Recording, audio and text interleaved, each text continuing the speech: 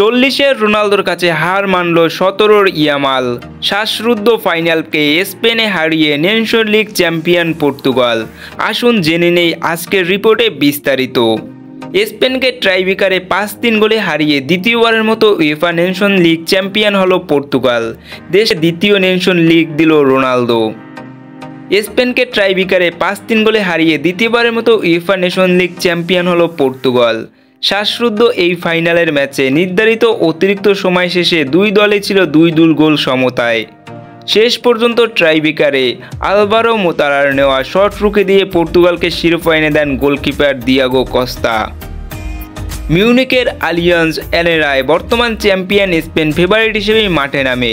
21 মিনিটেই গোল করে দলকে এগিয়ে দেন মিডফিল্ডার মার্তিনের জুবিমেন্দি। তবে মাত্র 5 মিনিট পরেই সমতায় ফেরে পর্তুগাল।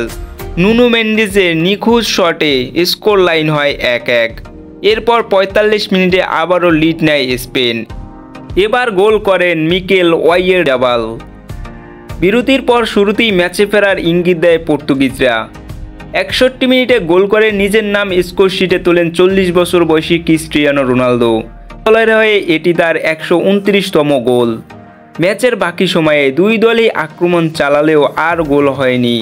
ফলে ম্যাচ গড়ায় ট্রাইব্রেকারে স্পেনের হয়ে চতুর্থ শট নিতে আসেন আলভারো মোরাতা, কিন্তু তার শট ঠেকিয়ে দেয় পর্তুগিজ গোলকিপার।